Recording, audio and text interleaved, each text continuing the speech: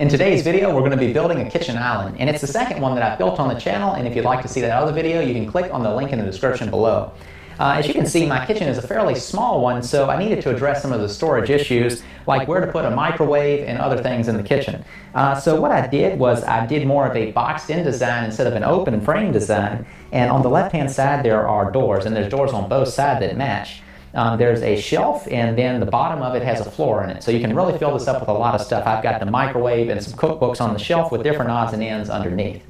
On the right hand side, I've got a series of 4 drawers, increasing in size as you go down, and these drawers slide through both sides of the island, giving you access from both sides, so that's a pretty handy thing depending on what side you're working on. When it comes to the materials, the top is made from yellow pine and the base is made from spruce and 1/2-inch plywood. So all these materials plus the hardware used can all be purchased from Lowe's, Home Depot, or a similar type of hardware store. So in this video I'm going to show you all the steps that it took to get this made. So let's get started. So this is going to be a pretty long but fast-paced video using a lot of tools and techniques. I first start out by prepping the lumber for the top. I'm using 2x10s ripped up into about 2 1/4 or 2 1/2 inch sections. That dimension doesn't really matter, just depends on how thick you want the top to be, so I'm ripping these to be oversized because after it's all glued up I'll plane down these sections before joining them into the full top. And there's no mechanical fasteners between these sections. Each one is roughly just a little under, well, it's about 12 inches each, and reason for that is my planer is a 12.5 inch planer, so I'll glue up these sections and then I plane them down afterwards, and that makes the tops very smooth. And then once all these tops were planed, I used my track saw to joint the edges, so I'm using it like a joiner to cut the edges straight and 90 degrees. To join up the 3 sections, I'm using a biscuit joint, and I'm not using it for its strength but for its alignment. When you use a biscuit joiner, you are indicating from the top every time, so it cuts all those little biscuit slots the same from the top face of the kitchen island. Then once you slide them together, the tops are nice and flush, and any sort of irregularity or unevenness is easily sanded away in the end, as long as your biscuit joiner is cutting nice and accurate. I use pipe clamps for my glue up, and just make sure that you have even pressure top and bottom to avoid the bowing that pipe clamps can kind of put into your pieces.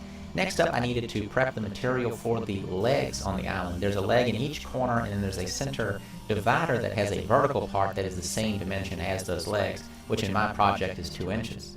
I started out with some 2x6 material, ripped it in half, and then cut it to a rough length, and then glued each pair together and did them all at once like that, just with the glue every other joint.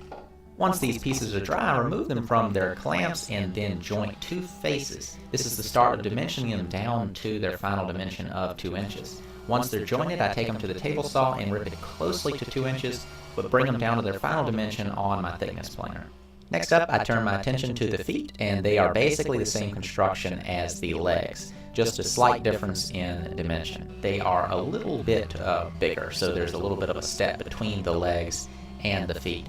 And I do those the same by ripping, gluing, and then joining, ripping, and planing to get them to their final dimension. And then there I cut a small miter on the ends and then lay out for the mortises. Then using my hollow chisel mortiser, I cut out those mortises that will receive the legs. Next up is getting the tenons cut for these mortises. These tenons will be on the legs of the island, so first I cut the leg material to length, and then using my radial arm saw with a dado blade installed, I cut those tenons to fit the mortises. By cutting the mortises first, I'm able to accurately cut those tenons to fit the mortises exactly. The next parts to work on are the lower rails of the island.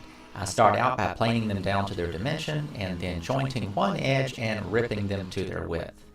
Next up, I need to lay out the mortises on the legs themselves, so I do so and then cut them out on my hollow chisel mortiser.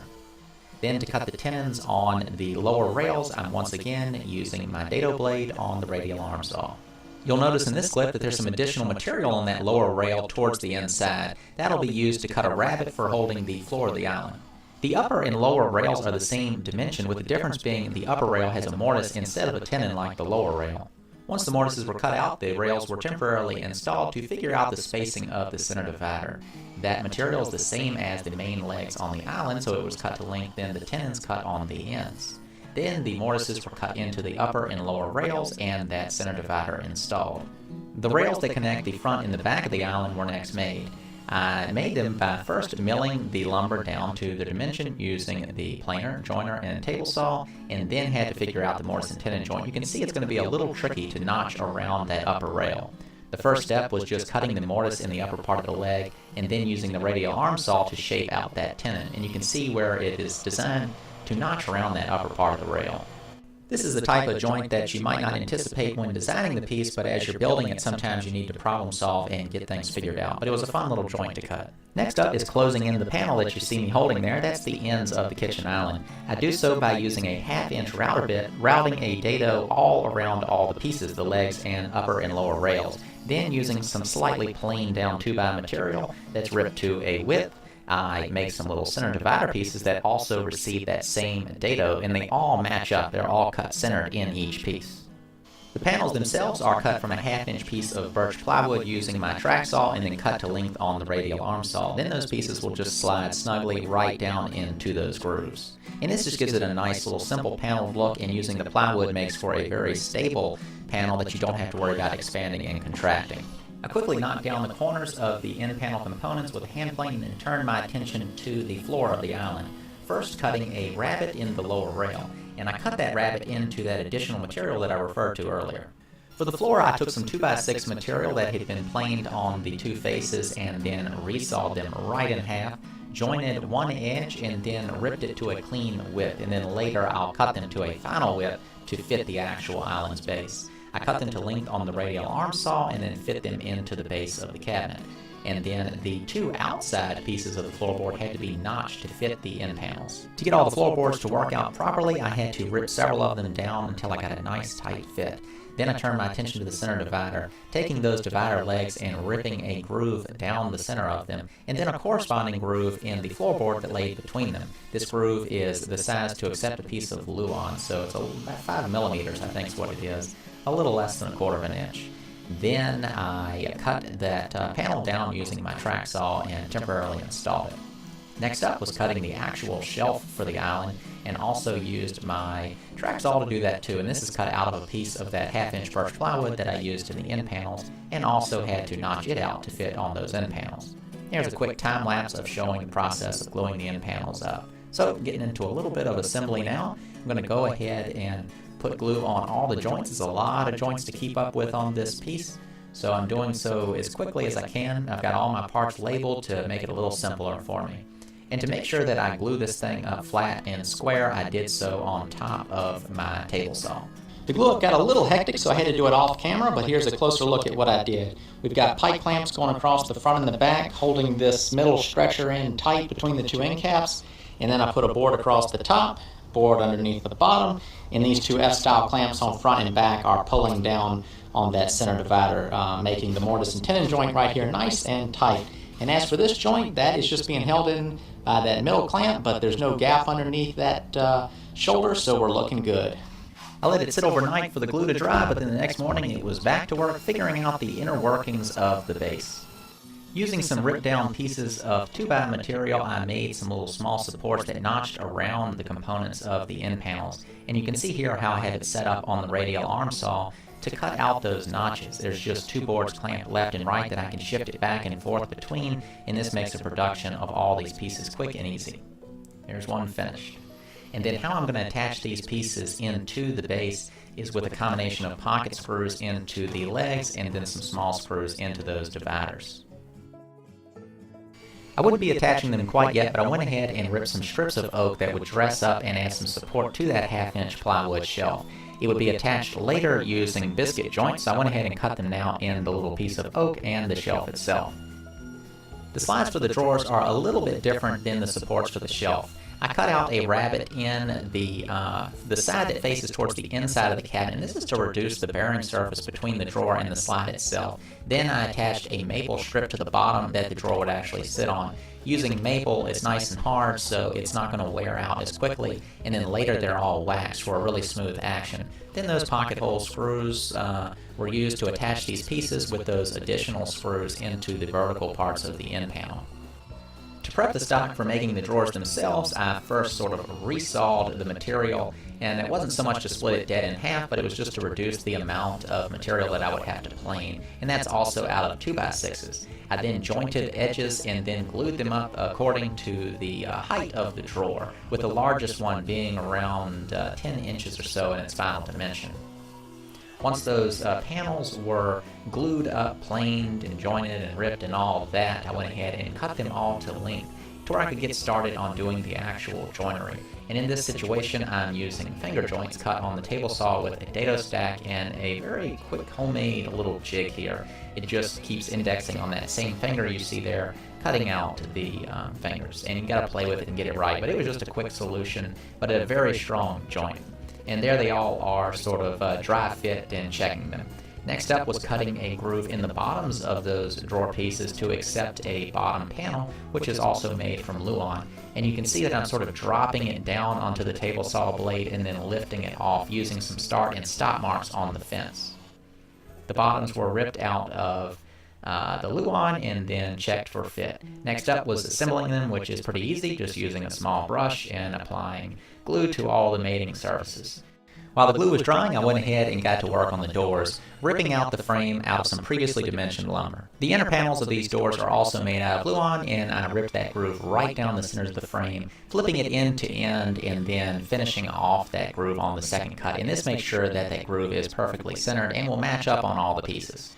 The components were then cut to length, leaving a little extra on the short sections to cut a little tongue that would go into the groove to complete the door frame. That was done on the radial arm saw, just like the pieces in the end panels. The actual panel itself would also be made out of Luan, which I ripped on the table saw and then cross-cut to length on the radial arm saw. The glue up of these panels were pretty simple. The only thing I had to do was align those little short pieces with some pencil marks on the longer pieces of the door frame, and then take it over to my bench with some clamps and a square and make sure that they are glued up in a flat plane and also square in the corners. You can see here how the little short sections were lined up with the pencil marks, and then those long sections left long to where they could later be trimmed, as I'm demonstrating here using the sled on my table saw. That gets everything nice and flush. So I'm turning my attention back to the drawers, and instead of actually putting pulls on these drawers, I decided to do just holes through that you had reached, where there's nothing protruding from the actual drawer fronts. So I made a quick little jig to use my flush trim bit in my router, plunged down to its depth, removed the jig, and then finished off the hole with the bit itself riding on the inside of the hole. To make it a little more comfortable, I installed a chamfer bit into my palm router and then routed that small chamfer on the inside and outside edges of that hole, and then got started sanding all the fingers flush and then also the tops and bottoms of the doors. I chose a simple 2 by 1 3/8 brass hinge from Lowe's, and then needed to cut a mortise for it to go into the doors and the legs of the island. I did so using a simple jig and a flush trim router bit. I temporarily installed the doors to check for fitment, and then made adjustments with a joiner hand plane, and then took a final smoothing cut with a small block plane, and then knocked the corners off just to soften all the edges. With the doors finished, that completes the construction of the island, and at this point I usually like to go ahead and assemble things just to get a good look at it, make sure all my little gaps are even, things are fitting and moving properly, and just to enjoy the work that I've done so far. Up next is getting the top all smoothed out. I do so with a belt sander and then a random orbital sander. And then after I'm done sanding, I square up the ends with my track saw. And I like to trim the edges square after I've sanded it. I end up with a cleaner edge when I do it that way. I use a router bit to round over the edge or add a chamfer and then apply the first coat of poly. I then sand the finish and reapply the poly as many times as it's called for the project.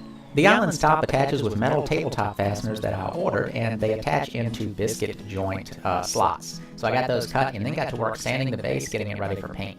I painted it a gray that I got from Lowe's. It's just a latex wall paint, and then put a polyacrylic as a top coat. For the drawers, I taped off the fingers and then applied some clear coat, let it dry, and then painted the drawer fronts, and that kept the paint from bleeding under the tape.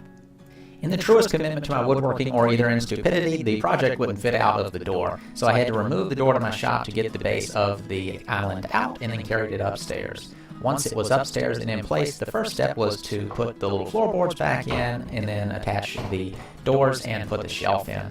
with the plywood shelf installed, I could then glue on the little oak face piece that I mentioned earlier in the video. I clamped it in place and let it dry for an hour or so.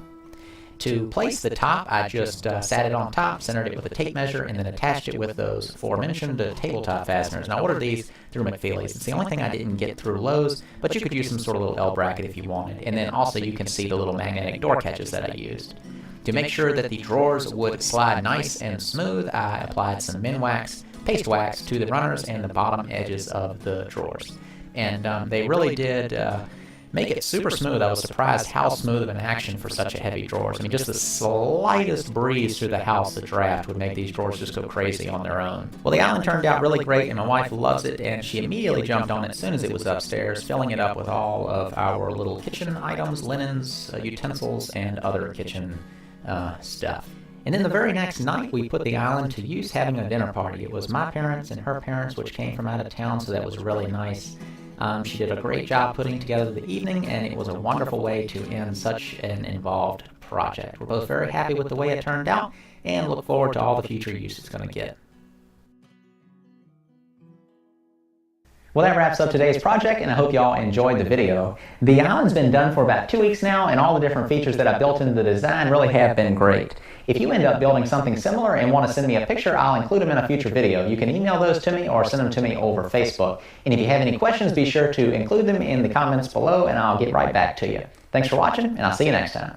If you enjoyed this video and would like to see more, click the red button on the screen now, and you'll get updates when I post future videos.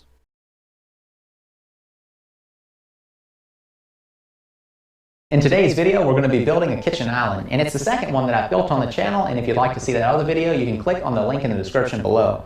As you can see, my kitchen is a fairly small one, so I needed to address some of the storage issues, like where to put a microwave and other things in the kitchen.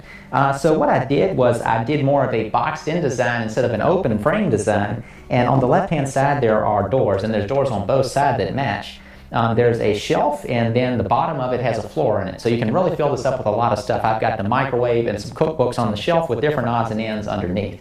On the right hand side, I've got a series of 4 drawers, increasing in size as you go down, and these drawers slide through both sides of the island, giving you access from both sides, so that's a pretty handy thing depending on what side you're working on.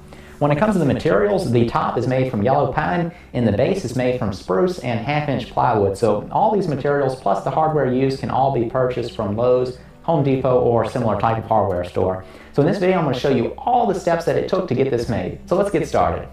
So this is going to be a pretty long but fast-paced video using a lot of tools and techniques. I first start out by prepping the lumber for the top. I'm using 2x10s ripped up into about 2 1/4 or 2 1/2 inch sections. That dimension doesn't really matter, just depends on how thick you want the top to be, so I'm ripping these to be oversized because after it's all glued up, I'll plane down these sections before joining them into the full top.